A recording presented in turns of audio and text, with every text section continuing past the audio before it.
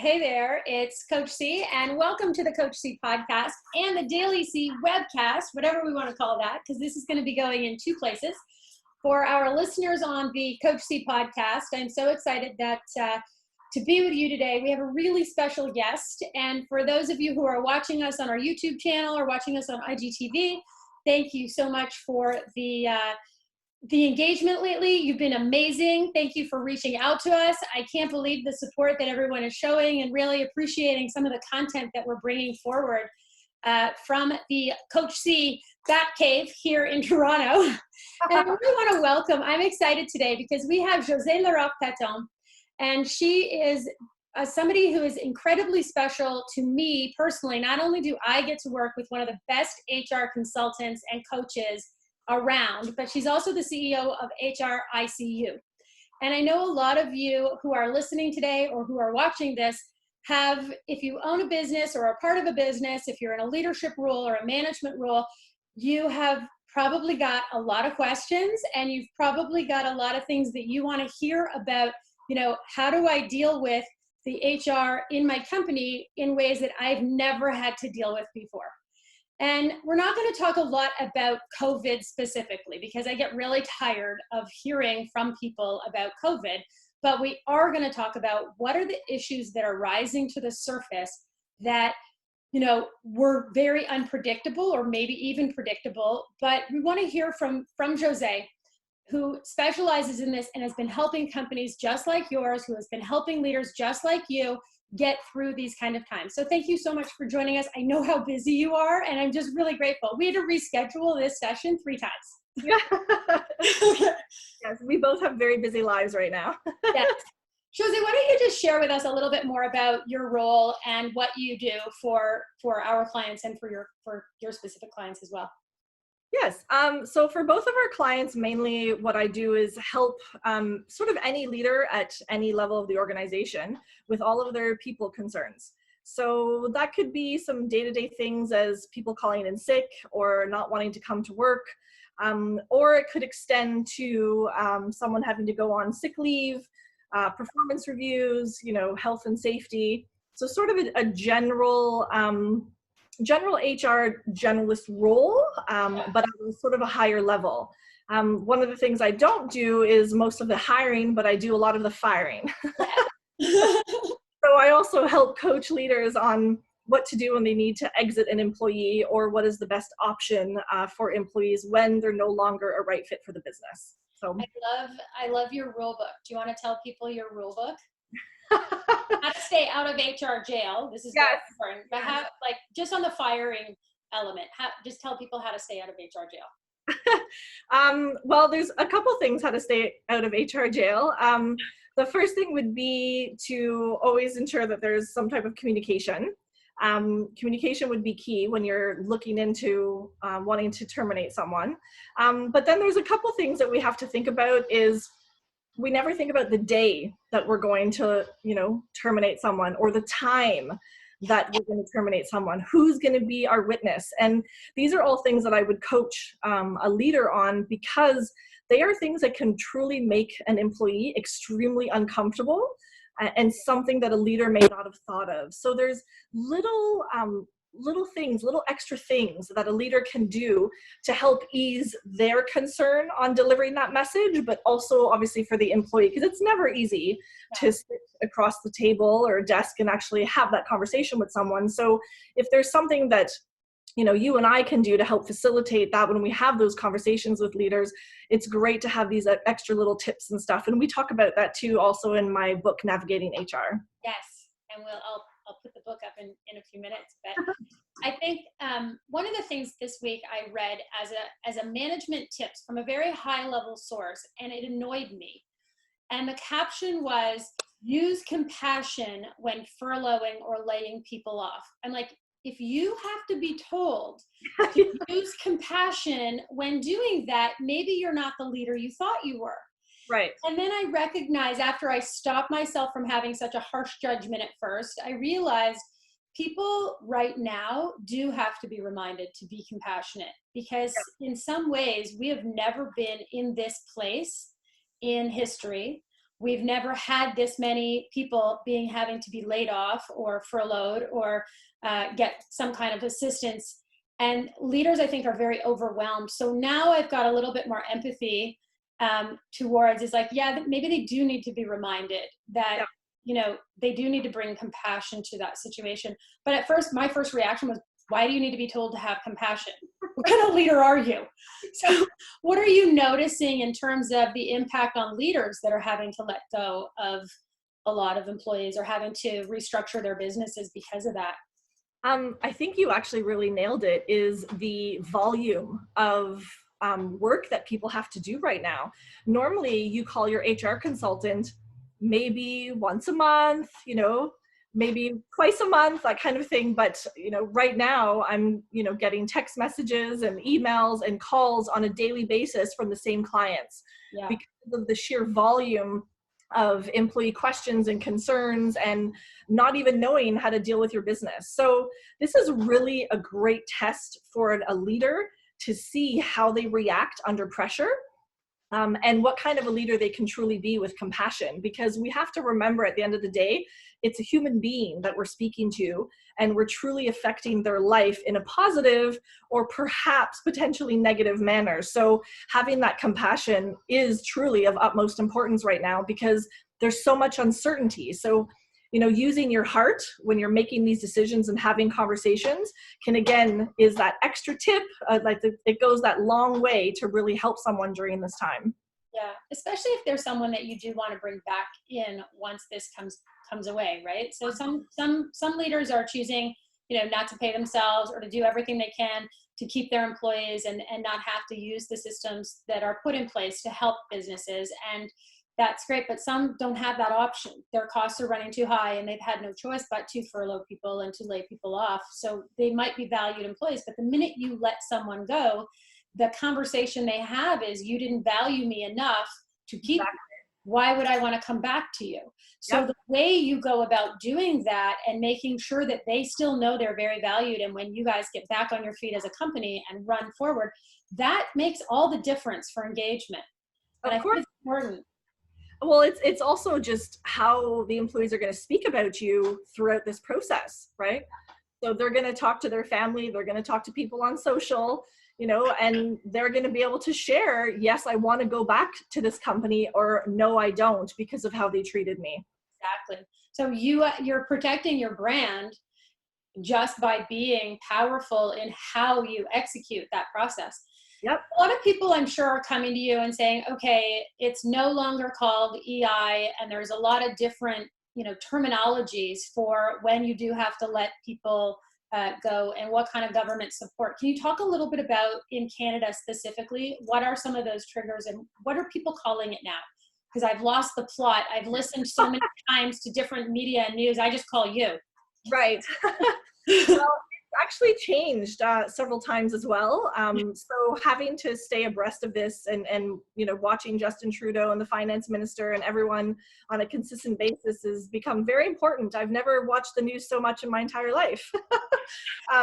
But yeah, so currently there, for most parts of Canada, again, EI no longer exists. If you apply for EI, it got merged into CERB, which is the Canadian Emergency Benefit Service. So that is sort of the same type of application process. It's done online.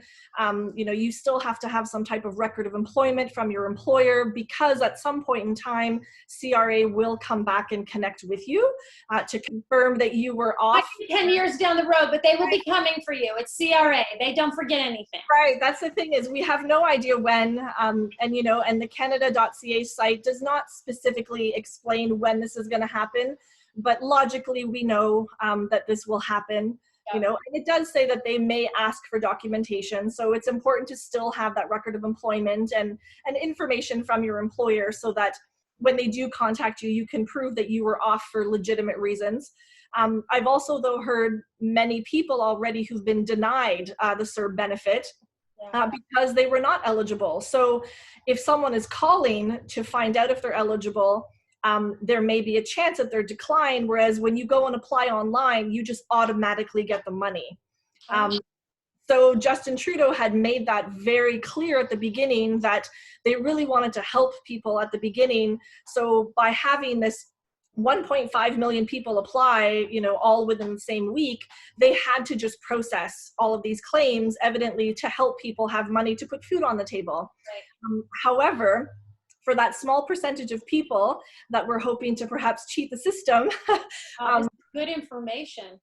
they very, very possibly they're going to have to pay back the money once CRA or someone comes back and says, why are you off? And XYZ, you may not have actually been eligible. So now if someone's applying, you can call and get information. At the beginning, you could not, because obviously it was just overloaded.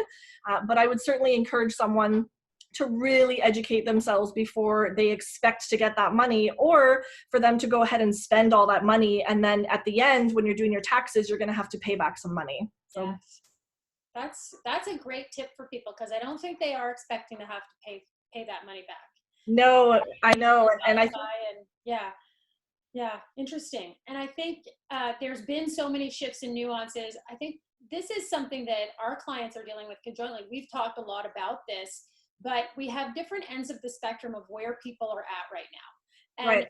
Some people are, can't get their employees to come to work, even if they're an essential service. They're marked as an essential service, but they're choosing to take they don't want to take a pay cut, or they don't want to take reduced hours. They want to take the full time off. Yeah. And furloughed because they're getting money for it. And then other end of the spectrum is people want to feel valued, and they want to dig in, and they're willing to take certain cuts and certain hits just so that they can stay engaged. What have you noticed in that? I'm seeing both ends of the spectrum, either this way or that way, very little in the middle. Absolutely. That's exactly. I feel like it's a total black and white. So we've got a whole group of people that really want to go emergency response benefit, and they're like, I would love to sit at home and get $2,000 a month. So they're choosing to do that, Right. But then we have a whole other group of people that are happy to take a 10% cut in the interim because they know it's not long term. Right. Sometimes a company may be up to 15 or 20%, but they also feel loyal to their employer, and they want to help their employer during this time because they know it's not their employer's fault as well, right? So having that relationship with your employees, I think, is also extremely important, because then you're going to see the employee's going to value you just as much as you value them, And there's a lot of people that are choosing to still work, and they're just working from home, and all these things on social that their new, colleagues or their kids or their dogs or their cats, but it's so fun. It's been so lovely to see that sort of shift in people who are not used to working from home. I mean, you and I are very used to that, but a large portion of the world, it's so new to them.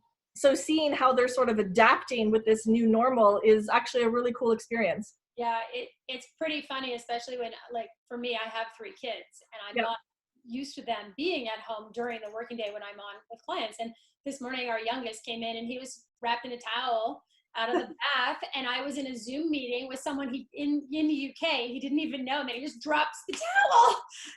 Like, this is an awesome BBC moment. Right?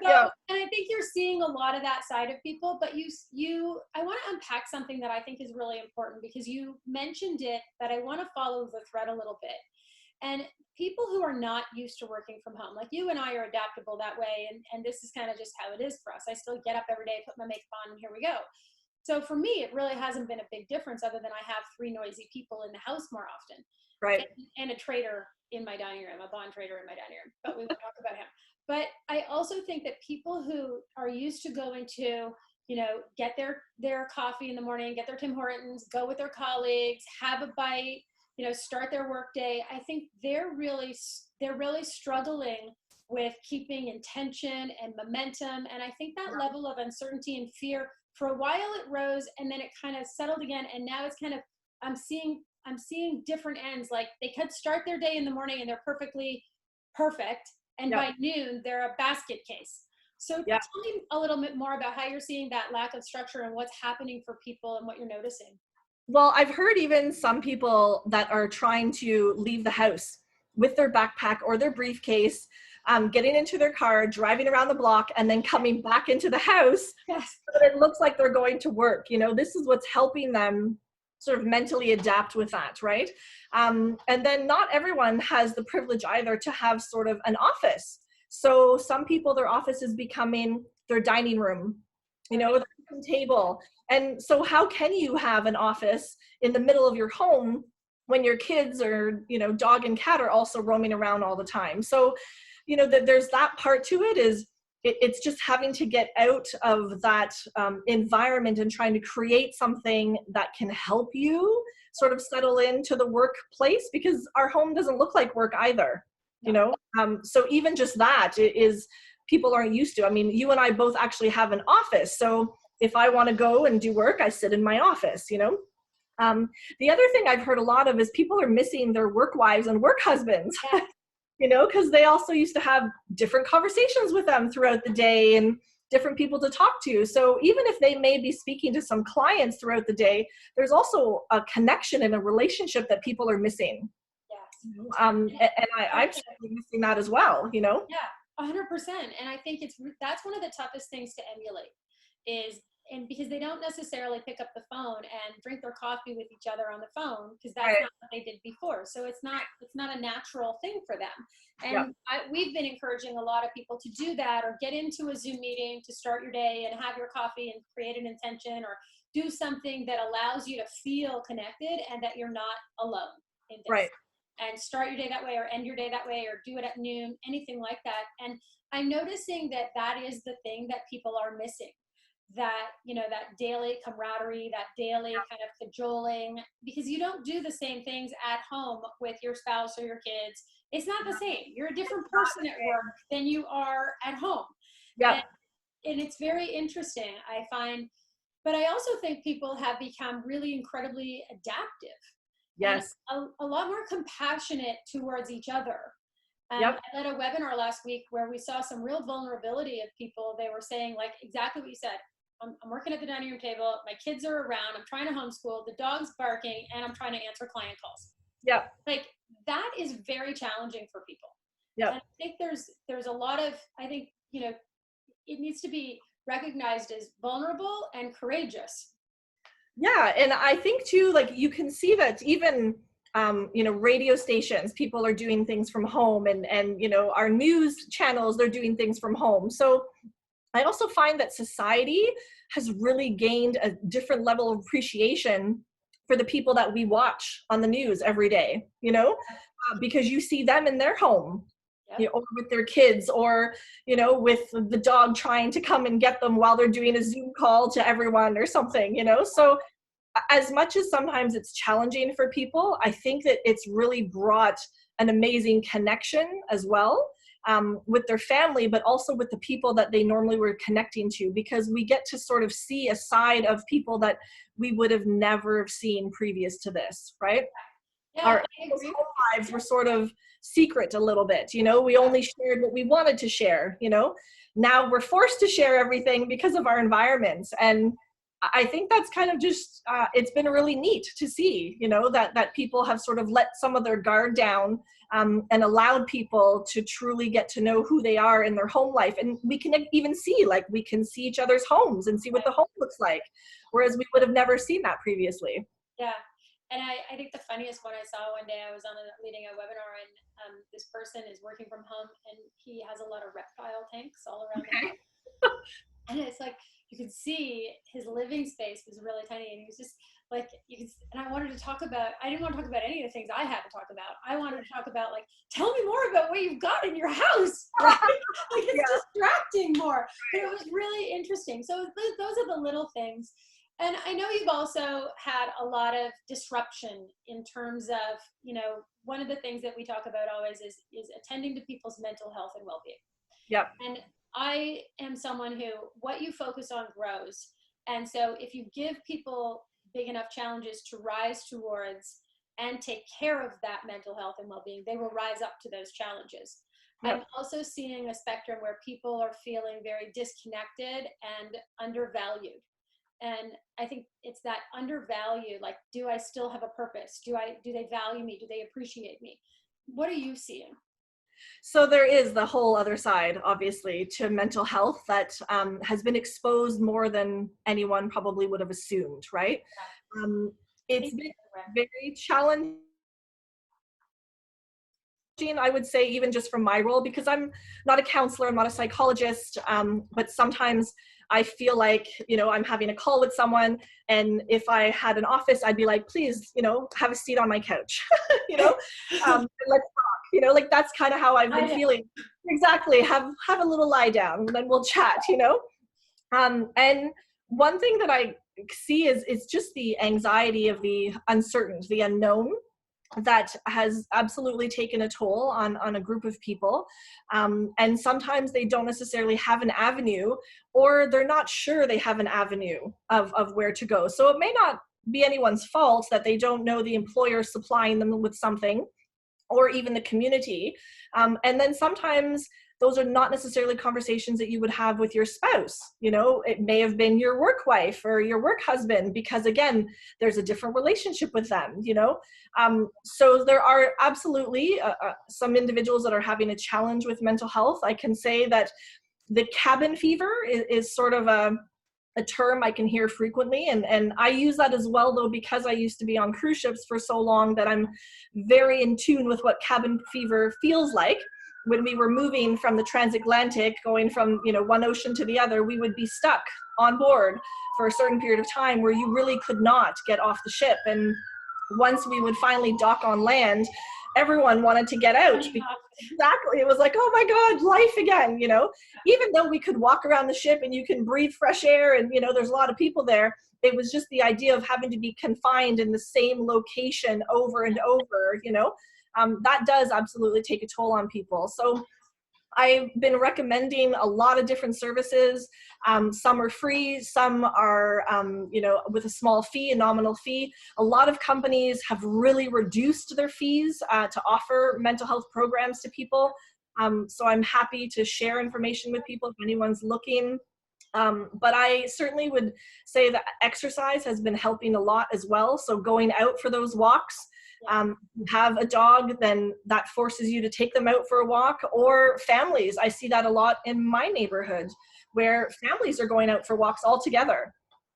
So that's also just helping people get the blood flowing, which really does help with your own mental health, but I would say that people have to reach out, and because there's so many people even around the world, and this is what I'm saying, like, even if it's not in your own community, there's still even someone on social that you could talk to and is going to listen. It's this has been a very odd time, but a great opportunity to share how much people around the world have really done their part in connecting and supporting each other. It's been amazing how if someone needs help and you can just ask for help, and there's so many people that are willing to come and assist, whether it's with masks, whether it's with mental health, whether it's, funding for programs, because there's been people with, Nova Scotia, the families, anyone, any of those funds, people are so willing to donate in a second. It's like, you don't even have to think about it. People are there.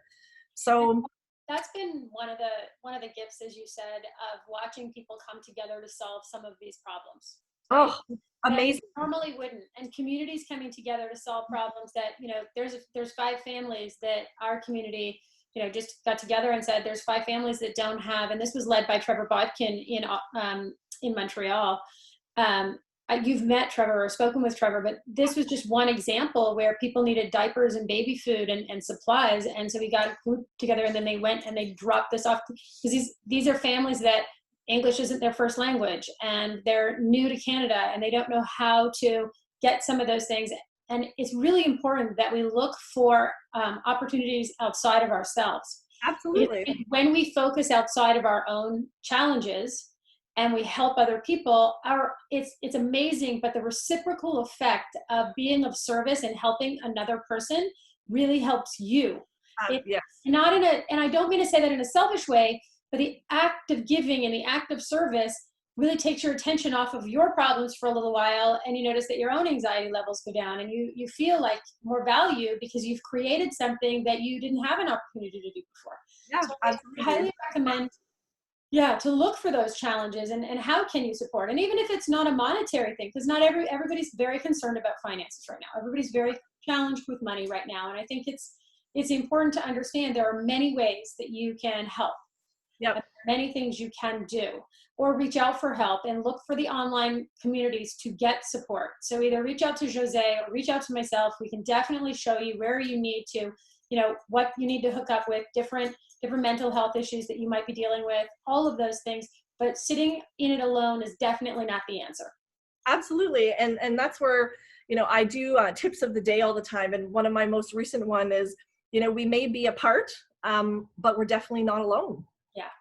And this is what this type of situation has really demonstrated to me, is how amazing Canada is, and how we have such great people that are willing to help for anything and everything. And it's been really heartwarming. So yeah. I think that is one of the definite positives that's come out of this, is there's a heightened level of conscious awareness. Mm-hmm. Yeah. And vulnerability, like letting your guard down and asking for help, and asking for that is a big deal, but being willing to provide it too. So it's really special.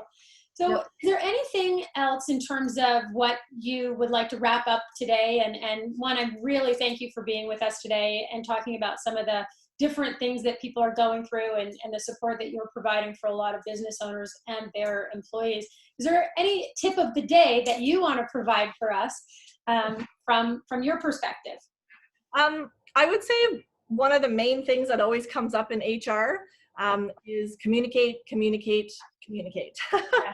And sometimes we think that we've done a good job at communicating, but we have to remember that our clients, our employees, our listeners, we all learn in a different way, which is why we need to sort of communicate as frequently and in different manners as possible, so that we can really connect with the person and that individual in front of us. Yeah. So, as a leader, business owner, is over communicate, specifically during uncertain times, is, I think people will just appreciate the authenticity and the fact that no one has to have all the answers, and we're looking into it and we're supporting each other, but really keeping people in the loop through communication, I think, is really important. I agree with you. And I think that's number one, is even if you don't have the answer, say that. Yeah. It's better than saying nothing, because then people, it's like, okay, but you're working on it and we'll figure it out. We'll either figure it out together or we won't, but at least you're telling me. So I want to do a little plug here, because this is one of the most, if you have employees or you're working on navigating any kind of, employee issues, employee engagement, how to communicate, this is your toolkit right here. And Josee Larocque Patton wrote this book. It's called Navigating HR, Simple Tips for People Leaders. And we always talk about, show us a business problem, we'll show you a people problem. And this has a lot of tips, tricks, and tools in here that can help you avoid the people problems. So don't wait until you get into the people problem. Solve the people problem before it's actually a problem. So I highly recommend, and you can download this on Amazon, as well as, is there anywhere else that they should be looking to pick up the book? The publishing company is Friesen Press, but the easiest one is Amazon. Amazon or Friesen Press, yeah. And it's also on your website, HRICU, and I think it's on the Contrast Results Group website. And if it's not, whoever is listening is responsible for that website. Please make sure it's there. Make sure it's there, though. So again, thank you so much for joining us. For those of you who are tuning in to the Coach C podcast or watching the Daily C, we hope that this inspired you, motivated you. If it didn't, there are thousands of other podcasts and people out there that you can get some tips and tricks from. We're just doing our part and doing our best. Please follow the Contrast Results Group on Instagram, Coach C Official on Instagram. You can follow Josee Larocque Patton. It's actually JLP on official on Instagram and on Facebook, and also on LinkedIn. You can find us on LinkedIn. And again, we'd really love it if you go to our YouTube channel, go to the Coach C, the Daily C, go to that YouTube channel and populate that, because we only need a few more people to sign on for that so we can actually put our name in there.